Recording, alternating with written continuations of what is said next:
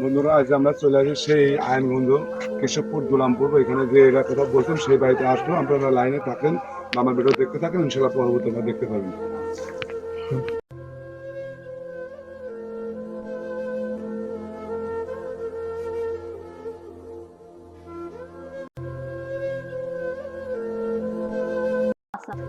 আসলে বন্ধুরা এর আগে যে আমি বড় ভাই একটা ভিডিও দিয়েছিলাম, যে আমার সেই ভিডিওটা দেখার পরে মনে করেন যে আমার কিছু ভাই প্রবাসী ভাই কিছু টাকা দিয়েছে। এক ভাই দিয়েছে 1500 টাকা, আর এক ভাই দিয়েছে হচ্ছে মনে হয় কয়েক টাকা যেন দিয়েছে, আর এক ভাই দিয়েছে 1000 টাকা।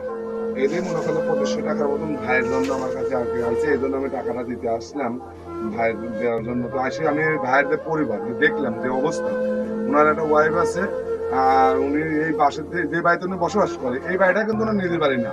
এই বাড়ির ওনাকে একদম পালনি আসছিল, সেই বাসায় উনি থাকে। তো ওনার বাপ এই ছোট্ট একটা রুমের মধ্যে ওনাকে দিয়েছে, আসলে থাকারও জায়গা সেরকম নেই।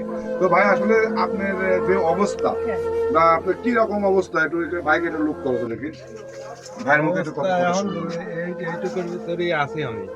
আর হচ্ছে আমার কিডনির সমস্যা, ফুসফুসের শ্বাসকষ্ট, তিনটেই সমস্যা হচ্ছে। চিকিৎসা ভর্তি এখন যা ছিল মোট শেষ।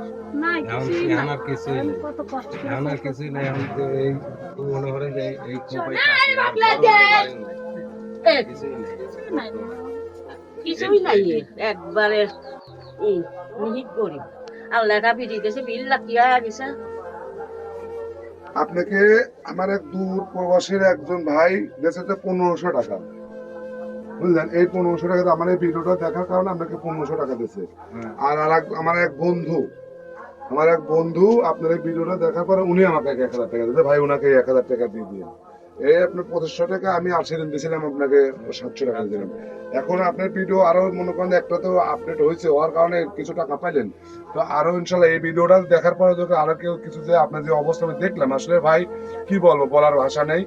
এত যে নিম্ন মানুষের যে বসবাস হয় আমি আসলে আগে কখনো দেখি নাই, এই প্রথম দেখলাম যে এত বড় একটা মানুষ আসলে তার জীবন যাপন এত মানে কি বলবো কষ্টদায়ক ভাই। তো ভাই আপনারা যারা আমার এই ভিডিওটা দেখবেন ভাই, এই ভাইয়ের জন্য একটু উপকার করলে যদি পারেন, অসুস্থ মানুষ আপনাকে যদি আপনি আর্থিকভাবে এভাবে যদি সাহায্য না করতে পারেন ভাই, তো আমার এই ভিডিওটা বেশি বেশি করে শেয়ার করে দিবেন, আমি শেয়ারের মাধ্যমে ভাইয়ের পাশে যাতে আমি দাঁড়াইতে পারি। ভাই আপনি একটু আপনার মতো করে একটু বলেন যে আসলে আপনি কি অবস্থা, একটু আকুতি মাকুতি করে বলতে পারেন আপনি। ভাই আমার এখন আর কিছুই নাই। এখন যদি আপনারা একটু সাহায্য করেন, আপনি যেভাবে বলবেন মানুষ কিন্তু ওইভাবে কালেকশন করবে। আপনি ভালো করে আমার কথা বলেন। চিকিৎসা হবে, তারপরেও আমার এই যে ঘর নাই বাড়ি নাই ভাই, আপনারা যদি কেউ কিছু পারেন আমার সাহায্য করেন। আসলে আমি কিন্তু বারবার দেখি যে ওনার আসলে সেই রকম মুভমেন্ট নেই। আর ওনার ওয়াইফের সাথে একটু কথা বলবো।